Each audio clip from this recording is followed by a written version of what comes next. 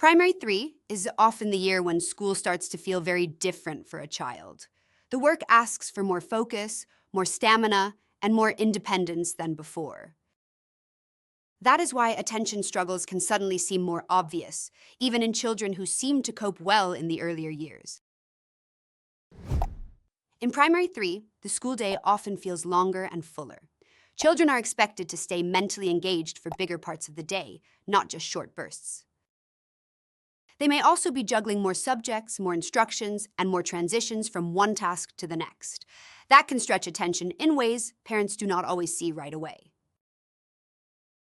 At the same time, teachers usually expect more independent work, which means a child has to listen, remember, start, and keep going with less adult prompting. Poor focus is not always about a child refusing to try. Sometimes the real issue is working memory overload, which means they cannot hold all the steps in mind while also doing the task. Sometimes it is sensory fatigue. By the time they get home, a noisy classroom, busy visuals, and constant demands may have left their brains simply tired. And sometimes it is adjustment stress. When school feels harder, children can look distracted when they are actually overwhelmed. At home, you might notice that homework takes much longer than expected, even when the work itself is not especially difficult. A child may start, drift away, forget the instructions, or leave tasks unfinished unless someone keeps bringing them back. At school, the feedback may sound inconsistent.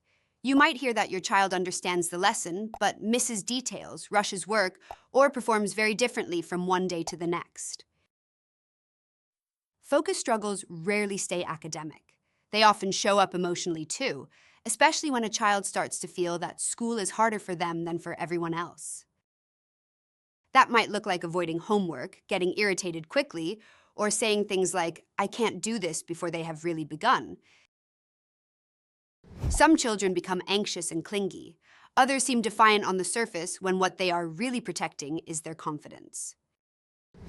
A good place to start is consistency. When homework happens at a regular time, children spend less energy adjusting and more energy getting started. The study space matters too. A calmer table, fewer distractions, and only the materials needed for that one task can make focus feel more achievable. Many children also do better with shorter work blocks, quick movement breaks, and simple systems for keeping books, worksheets, and reminders in the same place. If memory is part of the challenge, external supports can make a huge difference. A visible reminder often works better than repeating the same instruction again and again. That could be a short checklist, a picture schedule, or books packed in the same order every day. These tools reduce the mental load.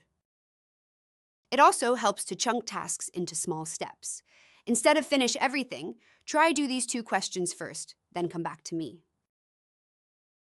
Support works best when home and school are sharing the same picture. Teachers may see patterns in class that are different from what you notice at home. A useful conversation is usually simple and specific. You can ask when focus seems strongest, when it drops, and what helps your child re-engage. From there, it is easier to agree on realistic goals, like finishing instructions accurately, starting work sooner, or using one shared checklist across both settings. When the pattern continues, a cognitive assessment can help answer a more useful question than "Why isn't my child trying harder?" It looks at how your child learns and processes information. It can highlight strengths as well as pressure points, such as attention control, working memory, processing speed, or language demands. That insight helps adults move from guessing to targeted support, which is often the turning point for better progress and less frustration. Imagine a child who used to melt down over homework, lose track halfway through tasks, and come home believing they were just bad at school. Now imagine the adults around that child making a few steady changes: shorter work blocks, clearer steps, calmer routines, and regular teacher updates. Over time, the child begins to finish more, worry less, and trust their own ability again. That is what early support can make possible. So if focus has become harder in Primary 3, start by noticing the pattern early and asking what may be driving it underneath. Then, support your child with practical routines, memory aids, and teamwork with school, instead of assuming they just need to try harder. If these signs feel familiar, trust what you are noticing and take one small next step this week.